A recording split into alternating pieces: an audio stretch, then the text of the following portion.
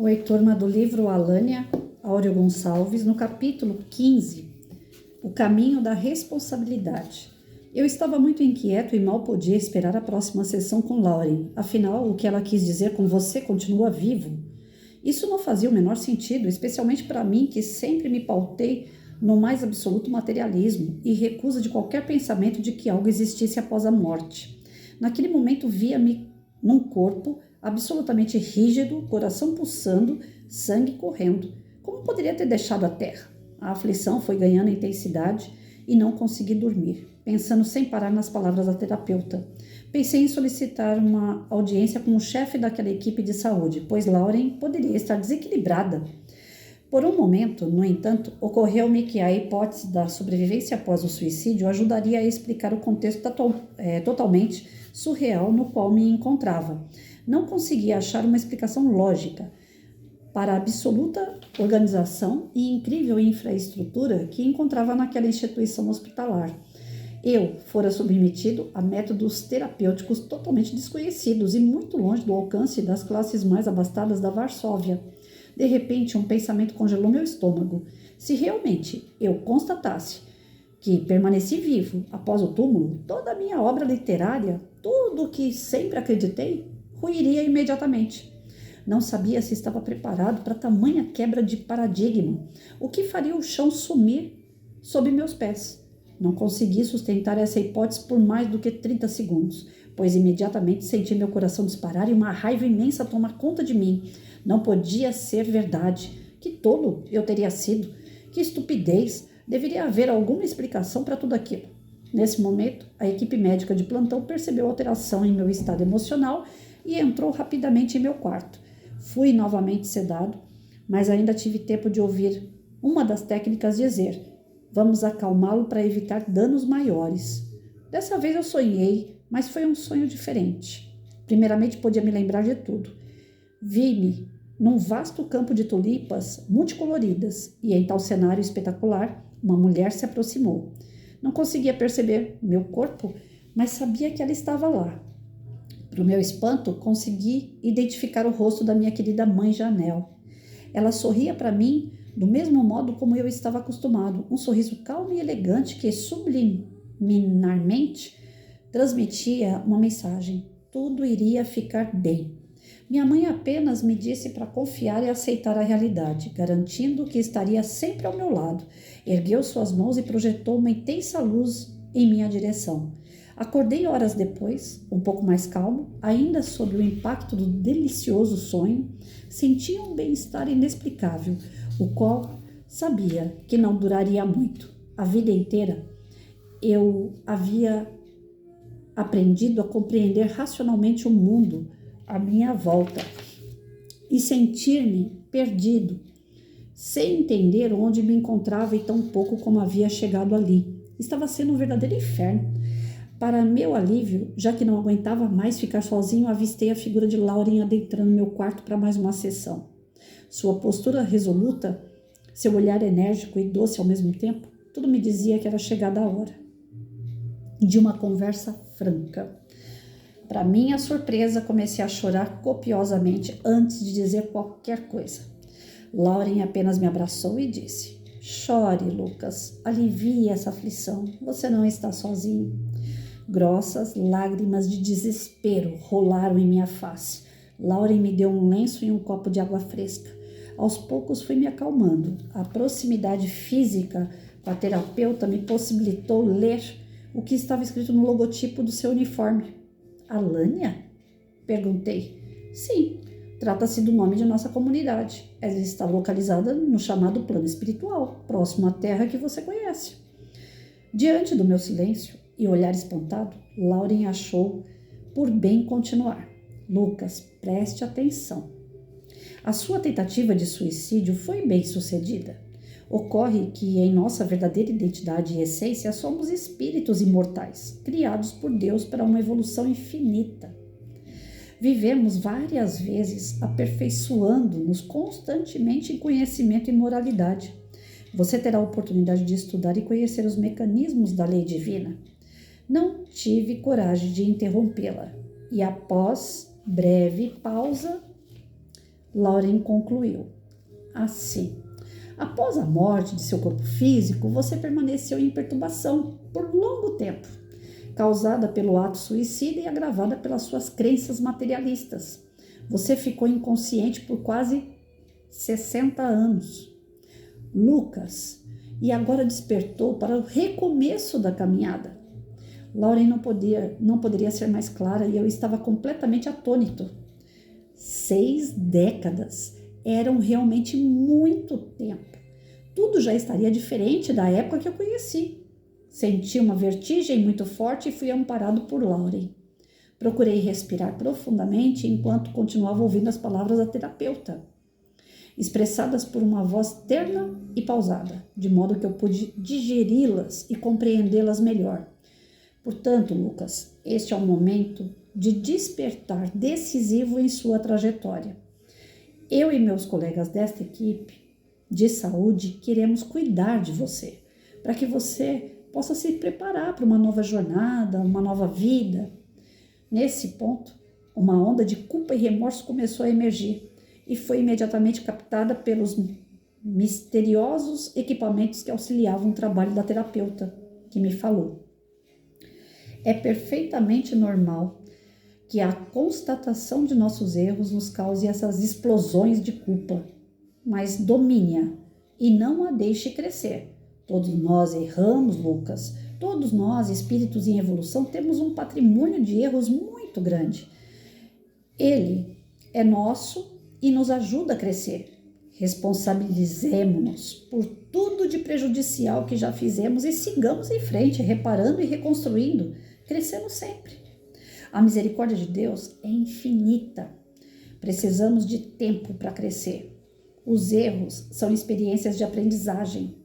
Não pude mais conter as lágrimas que voltaram a fluir intensamente enquanto ouvia aquelas palavras que, apesar de chocantes, eram como chuvas num terreno árido de dúvida e desespero. A habilidosa terapeuta passou a me elogiar, sabendo conduzir com maestria a difícil conversa. Você ainda não sabe por não se conhecer, mas tem patrimônios morais muito importantes. Muitos em seu lugar já teriam se desesperado ao receber tamanho choque de realidade, a ponto de, revoltados, buscarem outros sítios, onde se reúnem irmãos enlouquecidos e perdidos. Mas você ainda está conosco, tem coragem para enfrentar o desconhecido. Aceita bem o que consegue compreender racionalmente. É por isso que estamos procurando ser muito claros com você e abertos a qualquer tipo de pergunta que você queira fazer. Lauren, não posso acreditar nisso. Conduze-me a vida inteira por uma falácia, uma ilusão materialista. E pior que isso, influenciei um número enorme de pessoas por meio dos meus livros. Vamos tentar focar nossa atenção em algo espetacular que acontece nesse momento exato. Estamos muito felizes pela velocidade do seu progresso, Lucas. Você já conseguiu atingir o primeiro estágio do reerguimento após uma queda moral, o arrependimento. Isso poderia demorar séculos, o que prolongaria indefinidamente o seu sofrimento. O arrependimento implica na benéfica consciência do erro e na necessidade de buscarmos uma mudança em nossa conduta. Somos seres que aprendemos por meio de mecanismos de aprendizado que envolvem processos de tentativas e erros. Portanto, todos erram e a todos serão proporcionados os meios de superação. Ainda secando insistentes lágrimas, após uma pausa mais longa, asseverei. Não posso deixar de me render às evidências. É muito claro para mim que algo fabuloso aconteceu. Estou vivo, mas me sinto perdido. Lauren aproximou-se um pouco mais e o diálogo prosseguiu. Natural sentir-se assim. Ajudar-te-emos a encontrar todas as respostas. Uma vez atingida a fase do arrependimento, você pode seguir pelos caminhos do amor ou da dor. O primeiro envolve a noção de responsabilidade que mobiliza para a reparação dos equívocos. Já o segundo nos imobiliza pela ação de complexos de culpa, que levam ao martírio e à autopunição. Perceba que Deus não pune. As leis divinas, naturais e eternas conduzem-nos inevitavelmente ao progresso. Tenho vergonha. Reneguei a noção de ser um ser superior a vida inteira e agora sou acolhido com tanta atenção e cuidados. Lauren levantou-se, colocou as mãos em seus ombros e prosseguiu, finalizando a sessão daquela tarde. Perdoe-se, Lucas. Na verdade, quanto menos culpa você conseguir sentir, menor será a necessidade de auto-perdão. Tente encarar com naturalidade nossa condição de seres imperfeitos. Vamos trilhar o caminho da responsabilidade, que implica em nos despojarmos do orgulho e nos comprometermos a harmonizar o que prejudicamos na criação. Eu preciso de ajuda, falei espontaneamente. São muitas informações novas. Sobrevivência após a morte, reencarnação, plano espiritual, evolução, 60 anos dormindo. Às vezes parece que tudo é um pesadelo e que em qualquer momento eu acordarei no gueto de Varsóvia. Fique calmo, explicaremos tudo. Você tem tempo agora para se recuperar e aprender. Apenas esteja de coração aberto e confie na bondade de Deus. Gente, eu vou lendo e parece que eu tô lá vendo a situação. Vocês têm ideia o que é um espírito despertar para a vida eterna? Isso sim é o despertar para a vida eterna, né? A gente escuta de algumas religiões que nós vamos para o paraíso, que nós vamos para o céu, que nós vamos ficar dormindo no sono eterno. Quantas coisas a gente já deve ter escutado e acreditado. E não é bem assim. Tá chegando perto, né? Mas não é bem assim. O que é e nada vai mudar. Nós somos espíritos eternos. Nós não morremos. Nós vivemos na carne porque precisamos passar por provas e expiações nesse planetinha que é de carne, que é material. Mas se a gente evoluir, se a gente conseguir um pouquinho mais de moral, a gente não vai precisar nem de carne. A gente vai para outro planeta, ou aqui, como tanto se fala no Divaldo, as obras do Divaldo, aqui vai se tornar regeneração. A nossa carne vai ser menos densa, menos pesada, até chegar o momento que não vai ter carne também. Eu lembro que eu estava fazendo faculdade e o professor de história, falando sobre a evolução humana e tal, ele falou, gente, os antigos, como é que fala? Homem da caverna. Eu não vou saber falar esse nome, vou gaguejar e não vou falar. Os homens da caverna, eles tinham garras aqui, né? Os caninos eram gigantes. À medida que a evolução humana foi acontecendo, esses caninos foram diminuindo. Olhem agora quem tem neto, até mesmo filho, se os caninos são grandes. E à medida que o homem reconhece isso na própria carne, a gente é obrigado a reconhecer também no espírito. Se a carne evolui a ponto dela ser menos densa, é sinal que o nosso espírito também vai ser menos denso. Nós hoje já não precisamos tanto daqueles caninos que saíam para fora assim da boca, né? E se vocês forem ver, estão aparecendo grupos de pessoas que estão virando, como é que chama? Aqueles que não comem carne. Me deu um branco. Esqueci o nome. Não consigo lembrar agora. Pessoas que comem só verdura, legumes, eles não comem mais carne. Eu assisti uma entrevista também uma vez, mas aí eu acho que já é loucura, né? Eu, pelo menos, acredito que não dá muito certo isso não. Pelo menos no estágio que nós estamos. Uma mulher falava que ela se alimentava do sol, somente dos raios solares. Ela não comia nada. Ela bebia água e se alimentava da energia solar. Pode ser que daqui a algum tempo isso ocorra, que a gente não precisa mesmo de comida, desses alimentos materiais, né? Pode ser que um dia a energia solar seja suficiente para nos alimentar. Mas eu vi essa entrevista dessa mulher, eu tinha uns 8, 9 anos de idade, eu era pequenininha. Então eu acredito que lá atrás e até hoje, ninguém consiga, materialmente falando, né? Fisicamente, se alimentar só do sol. Vegano, lembrei. Tô aqui lutando, lembrei, né? Então hoje apareceu grupos de pessoas que se dizem vegano, que são aqueles que só comem vegetal. Eles não comem carne de nenhum tipo. Então, isso daí, algumas pessoas falam, um bando de doido, né? Essas pessoas não queriam comer proteína. Eles arrumam proteína de uma outra forma. E eles não são doidos. Eles estão corretos. É que nem eu falo aqui, e o pessoal às vezes dá risada de mim, né? Eu já fui muito carnívora, eu adorava comer churrasco. Nunca gostei de comer gordura, mas churrasco sim. Churrasquinho de espeto, então, um monte. Mas depois que eu comecei pro meio do mato, que eu comecei a passar a mão na cabeça das vaquinhas na estrada de barro, gente, o olhar daquelas bichinhas para nós, quem diz que eu consigo comer carne? Cada vez que eu vou comer carne, que eu fico imaginando que aquilo pode ser um pedacinho do lombo, que pode ser um pedacinho da barriguinha da vaca, eu não consigo comer. Para mim, comer carne agora tem que ser muito disfarçada. É hambúrguer, é carne moída, no meio de um monte de coisa. Outro dia eu peguei um macarrão aqui, veio muita carne moída no meio do macarrão, eu joguei a carne moída todo no lado, só comi o macarrão.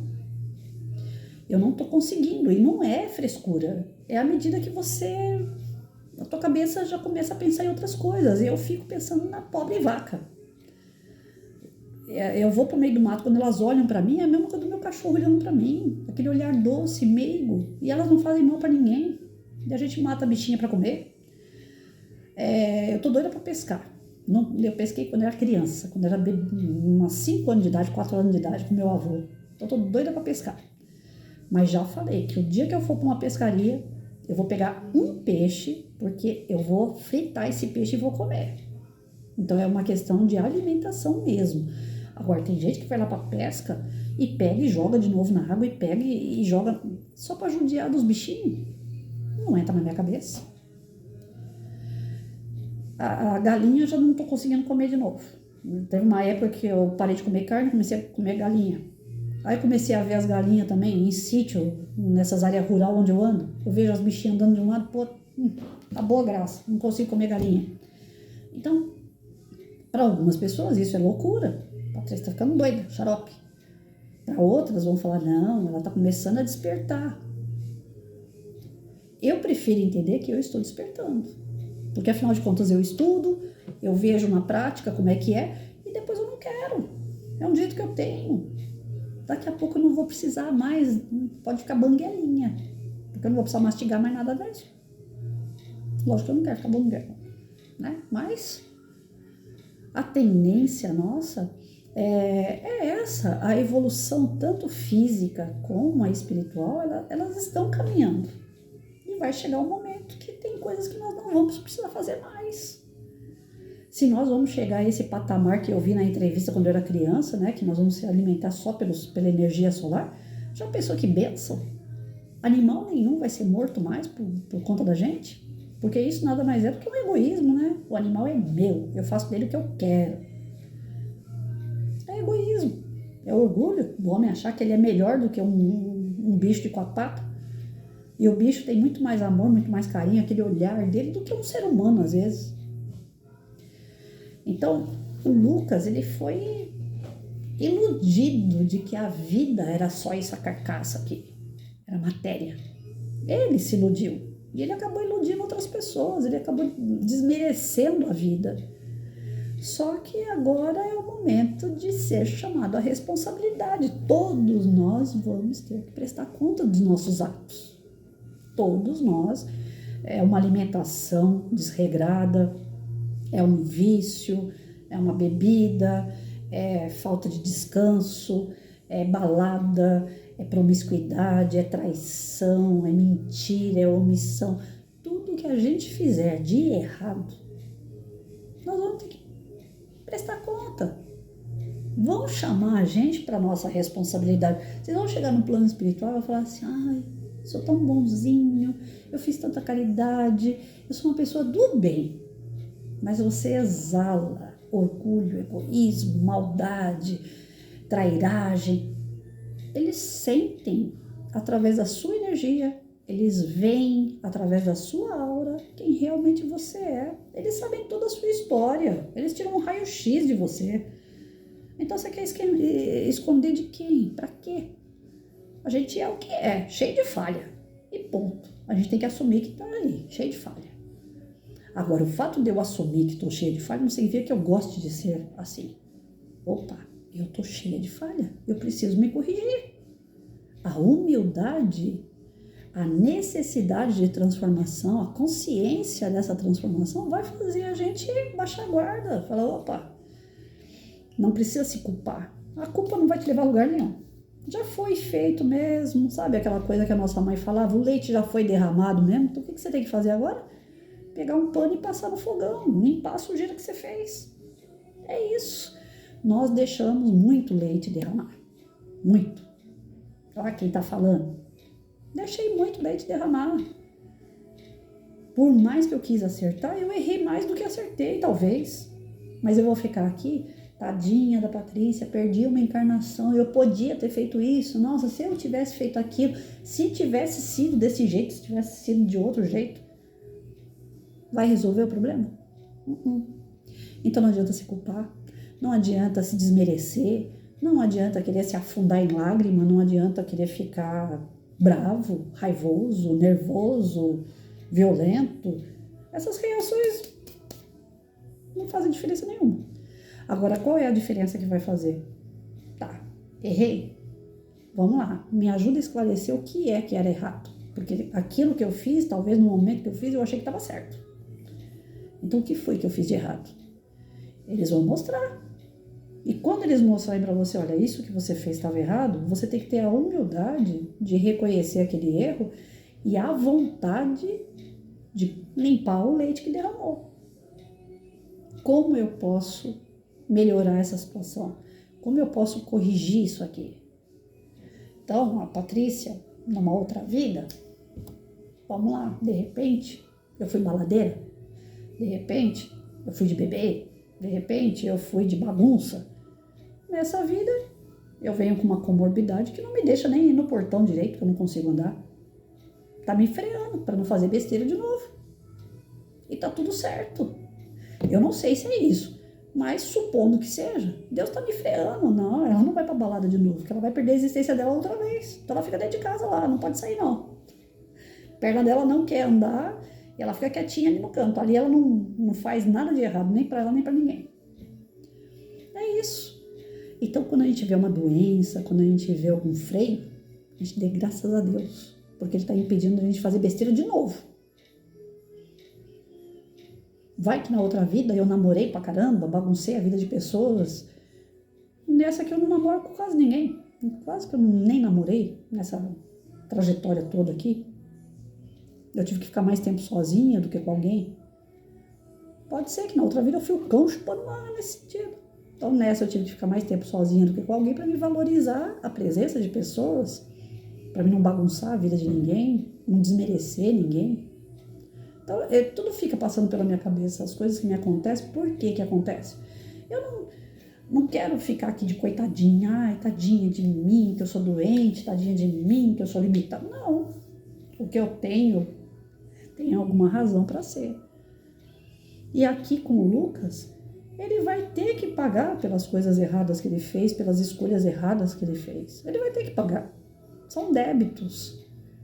E ele pode pagar pelo amor ou pela dor. Como eles colocaram aqui. Se você quiser pelo amor é de um jeito, se você quiser pela dor é de outro. Eles são tão benevolentes com a gente que eles falam pra gente escolher aquilo que a gente vai fazer para pagar as nossas dívidas. Talvez, se for pelo amor, a gente vai sucumbir. Então, muitas das vezes a gente escolhe pela dor. Não, me dá uma doença. Não, me dá a solidão. Não, me dá um filho problemático. Me dá uma filha promíscua, que eu tenho que colocar ela no eixo, porque eu fui promíscua da outra vez, então dessa vez eu vou sofrer, porque uma filha é promíscua, e aí eu vou colocar ela na linha, e eu vou sentir na pele aquilo que eu fiz com os outros no passado. Tá tudo certo. Mesmo se a gente tiver que sofrer, tá tudo certo. Porque a gente tá pagando, mas tem que saber bem passar. Tem que saber bem pagar. Se eu passar uma encarnação inteira sofrendo, tentando resgatar meus débitos, mas reclamando, jogando praga, com violência, com raiva, com ódio, Adiantou alguma coisa? Nada. Então o Lucas teve até aqui todo um tratamento para ele despertar, e daqui por diante o tratamento dele vai ser outro. Vai ser a chamar ele à responsabilidade dos atos errados. Assim como ele está sendo chamado no plano espiritual, nós somos chamados encarnados e nós somos chamados desencarnados também. As nossas responsabilidades, o tempo todo a espiritualidade vem puxar a orelha. Cada qual tem a sua responsabilidade. Eu não posso pegar a responsabilidade sua para mim. Eu não posso fazer aquilo que você deve fazer, eu fazer para você. Eu não posso. Como professora, eu nunca pude pegar um lápis e falar para o aluno, vem cá que eu vou escrever para você. Eu fazia o aluno escrever, professora, mas eu não sei, chora, berra, quer a mãe, quer o papa. Não quero saber, você está aqui para escrever, você vai escrever. Mas eu vou escrever errado. Escreva errado. Tem a borracha para isso, vai lá e apaga e faz de novo. É isso que Deus faz com a gente. Ele não vai segurar o lápis para nós. Ele fala pra gente, você vai fazer, e se der errado, a gente apaga isso que você fez e vai fazer de novo. Ele te dá uma outra oportunidade, uma outra vida. Mas Deus não vai fazer por você. Não espere que Deus, Jesus, Maria, São Francisco de Assis, qualquer outro santo que vocês conheçam, vai fazer algo para vocês. Às vezes a gente encontra pessoas encarnadas que são tão boas de coração que a gente monta em cima. A gente delega as nossas obrigações, as nossas responsabilidades a essa pessoa. Isso acontece muito em casamento. É um tal de mulher, às vezes, não trabalhar e se querer ser sustentada pelo homem. Ou então o homem querer que a mulher trate ele como se fosse um bebê. Tem que dar tudo na mão dele porque ele não sabe fazer nada, ele não sabe achar uma camiseta na gaveta. Às vezes a gaveta está com 20 camisetas, mas tem uma que está para passar, ele quer aquela, ao invés dele ir lá e passar a camiseta dele. O filho folgado, que suga a mãe, que tudo é a mãe que tem que fazer para ele. Então é isso que vai acontecendo. Nós vamos encontrando aqui na Terra pessoas que fazem as nossas obrigações. Só que nós vamos pagar por isso também. Porque cada qual tem a sua obrigação, tem a sua responsabilidade. E a espiritualidade chama a atenção da gente para isso. Vamos assumir as nossas responsabilidades. Coisas boas ou coisas ruins que nós fazemos, não interessa. Não interessa o que você já fez, se fez certo ou errado. O que importa é o que você ainda vai fazer. Então, se errou lá atrás, errou. Você não vai voltar lá atrás e corrigir aquilo. Lá já foi. Mas você pode mudar daqui por diante. Chico Xavier vivia falando isso, né? Eu não posso voltar lá atrás e fazer um começo diferente. Ou final diferente. Eu não posso voltar lá e fazer um final diferente. Mas eu posso fazer um começo diferente daqui por diante. Entendem isso? Lá atrás, o que deu, já deu. Eu não posso fazer nada lá. Eu posso pedir perdão para as pessoas lá, que não vai adiantar muita coisa. Mas daqui por diante, eu posso recomeçar a minha vida com aquelas pessoas ou com outras pessoas de uma forma diferente. Assumindo aquilo que de fato eu tenho que fazer. A minha responsabilidade. Então, o Lucas vai ser chamado agora à responsabilidade, nós vamos ver o que vai dar. Né? Se ele não quer fugir da colônia, se ele não quer ir embora de lá, então ele que assuma os erros dele de uma forma responsável. E nós vamos estar aqui para ver o que vai dar nisso. Bom final de semana, gente.